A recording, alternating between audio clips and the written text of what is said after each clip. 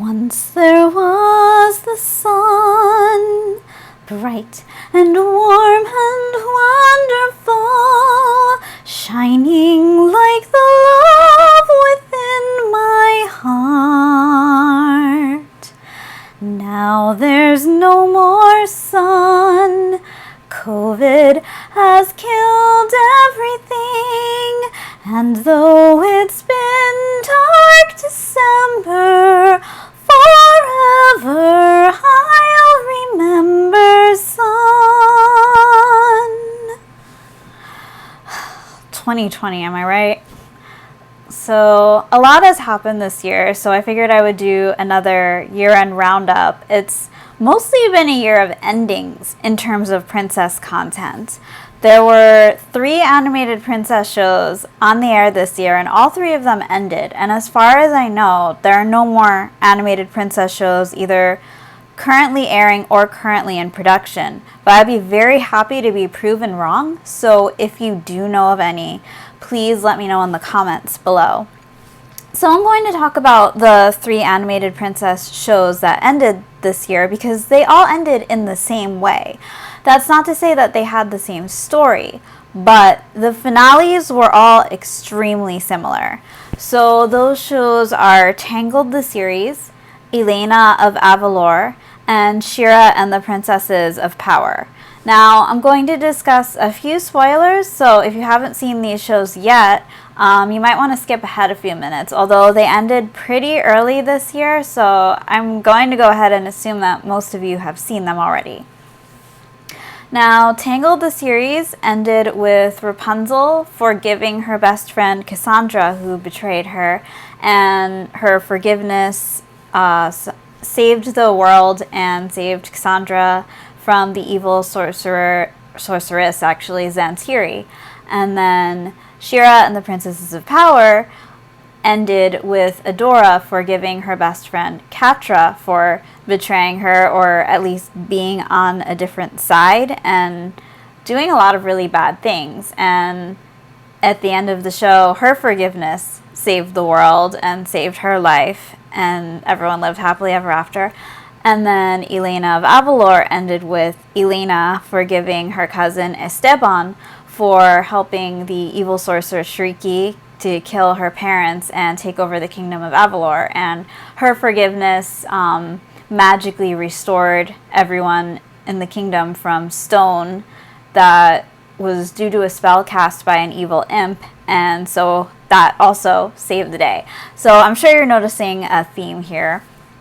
And I wanted to talk about that because I really liked the way these shows ended. I think it would have been nice if we had some more variety, but I like that they went along with the idea that princesses save the day not with brawn, but with the power of their hearts. Because that is something that all princess fans love and admire, and that is the thing that makes princesses such great role models. And I feel like it's particularly relevant this year because there was a whole movement going on about not being able to forgive people for the actions of their ancestors that they weren't even responsible for.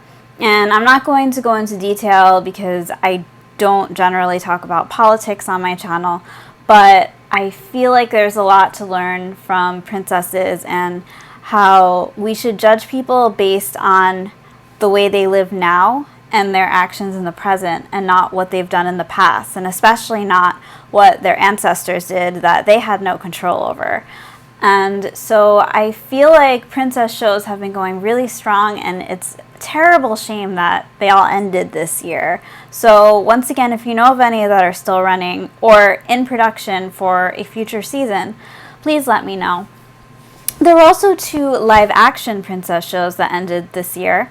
One of them I had just found out about right before the final season was posted on Hulu, and that is the show Find Me in Paris. I loved this show because it was such an original concept that I haven't seen before, which is especially important because right now Disney, the company that produces the most princess content, is doing nothing but remakes and rehashes of ideas that have already been used.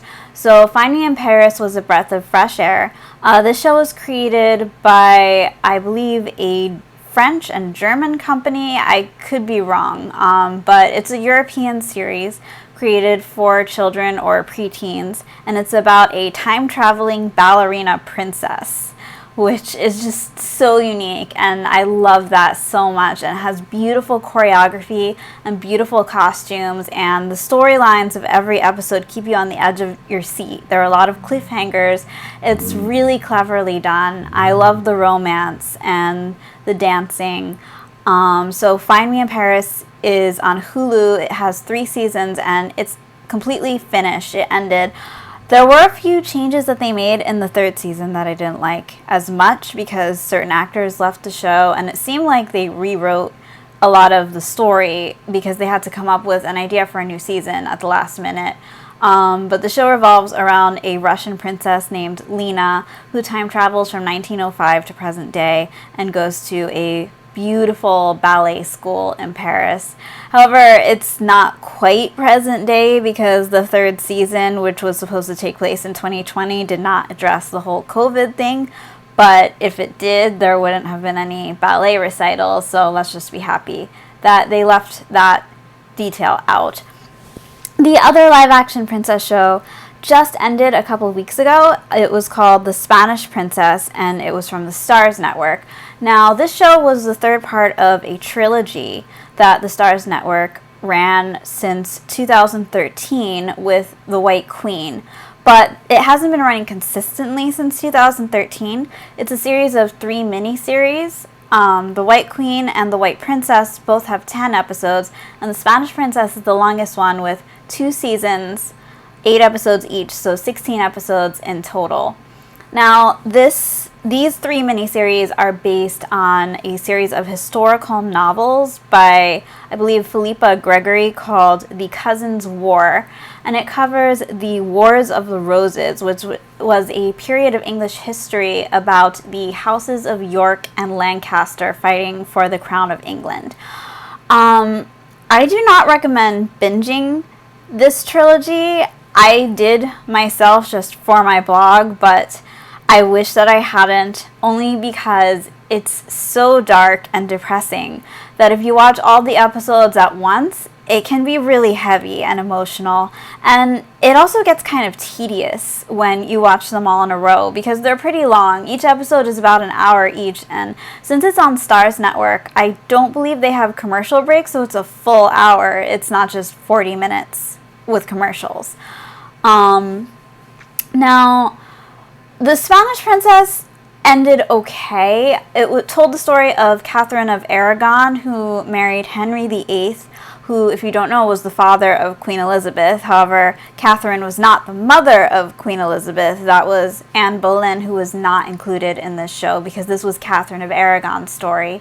And they tried to end it on a note of hope for Catherine's daughter, Mary, also known as Bloody Mary, who became queen before she was overthrown, and Elizabeth became the first sovereign queen who ran for a full term. And it was kind of weird that they ended it that way because so much of the show was really depressing, and if you know the history, the hope that Catherine had for her daughter didn't really pan out in the end because it was someone else's daughter who became the first queen, the first sovereign queen, rather. But I liked what they were trying to do because they were portraying a time period where women didn't have a lot of power and weren't really respected, and showing how all of the women in power during this time period tried to work around the fact that the system was played against them. But it's for that very same reason that I found the show pretty depressing. Well, all 3 shows, rather. And I also didn't really relate to most of the characters. I didn't like Catherine of Aragon at all, for the most part. And they make you feel sorry for her because she goes through a lot of really tragic miscarriages. And Henry VIII keeps pressuring her to have a son, and she never winds up having a son, and he makes her feel awful about it, and that's really terrible. But she's just not a very likable person in general. My favorite character was Lady Margaret Pohl, who was, I believe, the king's aunt. I'm not sure about that one. I'd have to look up the history. But she was a very strong and protective character who sort of played as a mother figure to all the women around her. And she was actually played by the same actress who played Lady Edith Crawley from Downton Abbey, if you watch that show. So she was a really great character, although the show focused more on Catherine of Aragon, of course. Of the 3 miniseries, I think I liked The White Queen the best, because that one started out more innocent, because it was about Lady Elizabeth of York, who married the king. So before she married the king, she didn't have a lot of power, so she wasn't really driven by power and trying to kill everyone around her to get it until after she got married, and then she became just as devious as everyone else around her. But it started out well. So that's about all I have to say about television. Now, in terms of movies, most princess movies went straight to Disney Plus this year because of the pandemic and most theaters were closed. Several of them were created for Disney Plus. A few of them were created for theaters and ended up having to go on Disney Plus. And then there's also a new Disney princess movie planned for next year called Raya and the Last Dragon. So between that and the Mulan remake that came out this year, I feel like Disney is taking their princess brand in a very different direction than it used to be. And I'm not entirely sure I like it. I like things about it. I like the idea that it's, of course, still empowering to women and telling them that they can do anything they want. But it's also taking away the femininity of the brand and portraying women as, and princesses, of course, in general, as warriors. And they don't need anyone's help. They're completely self-sufficient. They're born perfect at everything, and that's just so unrealistic, and in a way it's harmful to girls, because if a little girl watches the new Mulan without having seen the original and without having seen the other animated Disney princesses, she's going to go out into the world assuming that everything that she does will be perfect on her first try, because women are just born with every skill that they need in life. And that's not true at all. I mean, it takes a lot of hard work. That's one of the reasons that The Princess and the Frog is one of my favorite Disney princess movies of all time, next to Little Mermaid, of course, because it shows us that in order to get what you want, you have to put a lot of effort into it. Even the original Mulan, she had to train really hard, and even after she got all the training from Shang, she still was never as strong as the other guys in the army, but she used her cunning and intellect and other skills that only she possessed in order to do things like retrieve the arrow from the top of the pole and cause the avalanche. And the new Mulan never needed to use any cunning or intellect because she was gifted with perfect chi, which means that as long as she's true to herself, she has the ability to take on any adversary, no matter how much bigger than her they are. And I feel like that was problematic. I know there were some people who liked the movie, but for the most part, the reviews that I've read online agreed with my own opinion, which is that it just took away any relatability that the character could have had and any struggle that she took on in the 1997 animated movie to get to the place where she did in the end. And I feel the same way about Raya and the Last Dragon, even though the movie obviously is not out yet. It's scheduled to come out next March, and I believe Disney is hoping to release it in theaters, but if things keep going the way that they are, well, March is only 3 months away, so nobody knows for sure if the theaters are going to be open by then, and it might still wind up on Disney+. And they did release a trailer for that, and it just looks like Indiana Jones with a protagonist who happens to be female. Raya did talk about having trained her entire life to be the ultimate warrior, so I guess that is a step up over Mulan. But I don't see why Disney needs to brand her as a Disney princess. Disney princesses have a lot of traits that are considered outdated today. They wear beautiful dresses, they fall in love, a lot of times they need to be rescued, and of course none of these things apply to Raya, but also none of them apply to any of the other heroines that Disney has released within the past few years, such as Moana or the new Mulan, or Princess Sam from Secret Society of Second-Born Royals, which was another original movie that was created for Disney Plus that came out this year.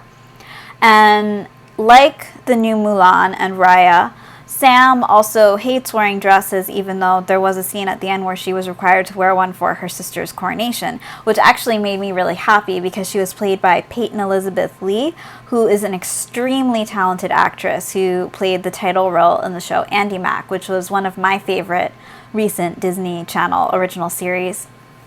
Getting a little off topic.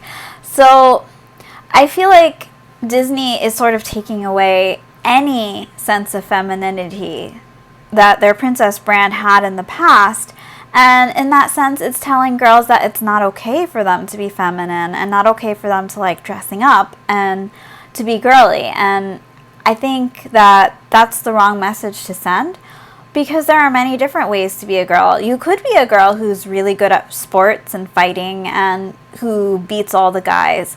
But you could also be a girl who's a little more delicate and isn't that great at physical activities and is maybe better at something like art or dressmaking or even just modeling and dressing up and looking nice. All of those things are okay. And it just seems like Disney is not supporting that any longer, even though that was one of the things that I love the most about the Disney Princess brand.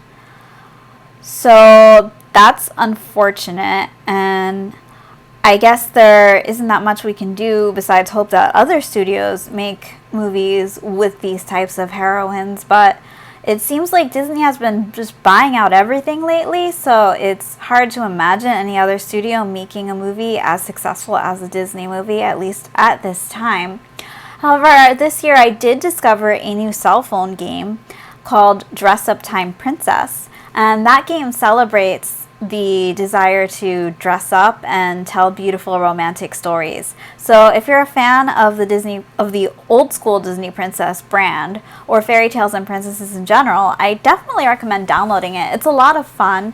It's a series of visual novels, but it's also a gacha game, which means that you collect materials and build a wardrobe of beautiful fantasy gowns and tiaras and shoes, and you can dress up in the game and make your character look like pretty much any sort of princess fantasy that you have. And the graphics are also really beautiful.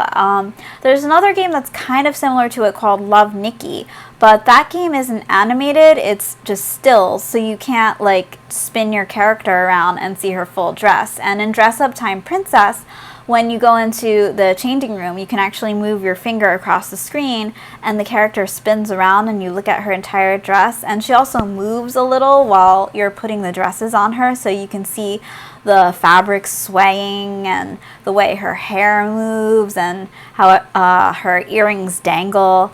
And the stories are also really, really good. There's 4 visual novels in it. Oh, actually, I think there's 5 now. There's Queen Marie, which tells the story of Marie Antoinette, Magic Lamp, which is a gender-bent version of Aladdin, Swan Lake, which is a gender-bent version of Swan Lake, Gothic Memoirs, where you play a reporter in 1920s New York City, and the newest one is Helen of Sparta, which is very loosely based on Helen of Troy, but I was really disappointed with the ending of that one, and I'm going to be writing a blog about that soon. So keep an eye on theprincessblog.org for that, as well as reviews of other recent princess movies, including Godmother on Disney Plus, which was just released last Friday. Aside from that, I'd like to talk a little bit about what I've been doing during the lockdown. Last year, I released The Stolen Jewel, which I posted about in my year-end roundup video that year, and this year I wrote 2 sequels to it, so it's now a trilogy. The Stolen Queen is about Princess Charlotte's best friend Lily turning into a mermaid, and The Stolen Slipper, which was the most recent one I wrote, is about Charlotte's rival Crystal in a reimagining of Cinderella, where she takes on the role of a fairy godmother. So I definitely recommend that you check those books out. I would really appreciate it if you read them and left me a review. I'll leave a link below. The other thing I did this year was I managed to take one trip. I know that there's a lot of restrictions right now, but this was slightly before the restrictions got really intense. So I was able to go to a specific place in Utah and have a lot of fun. The place is called Evermore Park, and it is located in Pleasant Grove. It's a theme park, but not in the way that you might expect. It isn't a place to go to hop on a bunch of rides. It's more of an interactive Dungeons and Dragons type park where they have characters walking around all over the park and you can interact with them and join their guilds. So I had a lot of fun because I dressed up as a princess and introduced myself as a princess, and I met a couple of fairies who struggled to curtsy to me, and they were very funny. And then I met a group of shape-shifting mermaid pirates who inducted me as an honorary mermaid, and I joined a coven of witches. The restrictions have increased at Evermore Park since I was there last, and also COVID in general has been getting worse, so I recommend going after all of this dies down. But once it does, you should plan that as one of your first trips because it's so much fun. I really had a blast there, and in some ways I found it more fun than Disney World only because I didn't have to wait in line to meet any of the characters. They all walk around the park, and as soon as you see one, you can just wave one over and they'll come talk to you. And they're really fun, and they always make you feel like you're part of the story and part of the world. So that about wraps it up for this year, I think. The only thing that I know of that's coming out next year is Raya and the Last Dragon. If you know of any other princess things that are coming out in 2021, please let me know in the comments below. I'd love to check them out and write a blog post about them in the future. In the meantime, you can check out my blog at theprincessblog.org, where I write weekly updates about all the new princess books, movies, and TV shows that come out. And definitely check out my books on Amazon. I'll post a link for that as well. Until then, stay safe, wear a mask, and wash your hands. And hopefully this will all be over soon and all your dreams will come true.